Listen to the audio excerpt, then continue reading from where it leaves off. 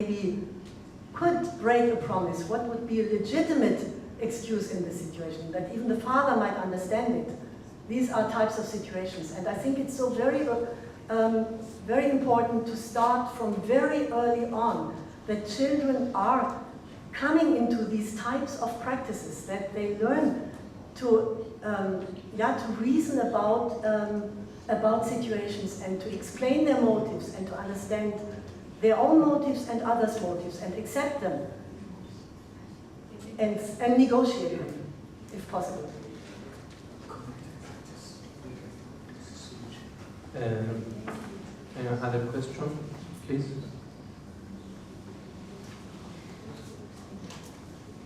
Yes, Professor Angeli. Thank you for your very stimulating contribution. I have several questions, just one now. It's about guilt.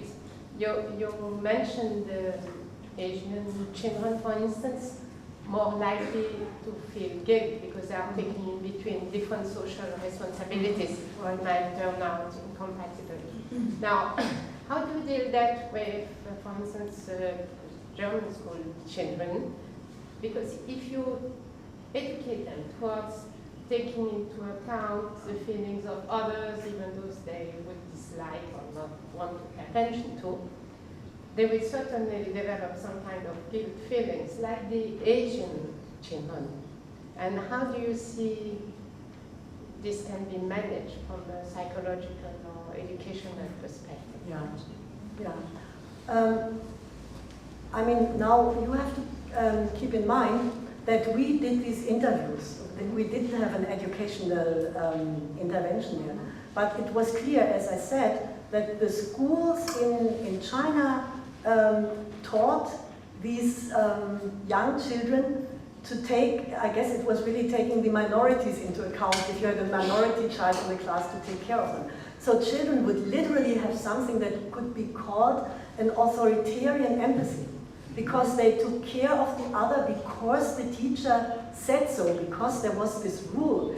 And only later they did it because they empathically felt with this child. And it was not that the Western children did not somehow care for this new child as well, but their priority was on the friendship, loyalty. So I guess you could teach children to take into account all those in a situation, and to also develop the feelings for those who are excluded. And you can do it by various methods. You can do it by discussions, you can do it by role-playing. There are various methods to let them take the perspective of the one who is left out. How would you feel in this situation? And we also had this, that children who had this experience of coming newly into a class, they would immediately say of taking care of the new child as well, and would feel bad about not taking care. So I think education can do something, but it's probably also limited. But socialization and cultural experiences, they are the first agencies that develop these sensitivities. And we definitely can do a lot as parents and as teachers in kindergarten and in primary school especially. Yeah. Thank you, Monika. Wolfgang wants to add something or question?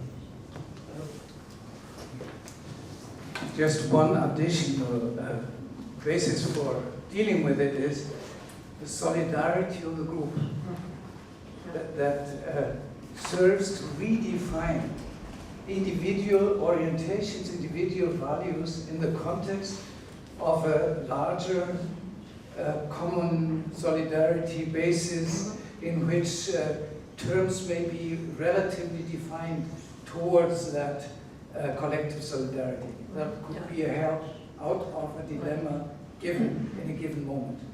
Yeah. This in-group, out-group difference that has been mentioned in some of the papers, I mean, really developing a feeling of sharedness, of belonging together. And this is also the task of teachers. And unfortunately, after primary school, at least in the German schools, this is totally outside. We all assume that social knowledge, social understanding, it kind of grows naturally, but we do not really see that it is a skill to be able, in the German schools, I don't know where it is, how it is in other Only a schools. German. It's only a German, okay. Structurally, it's only a German.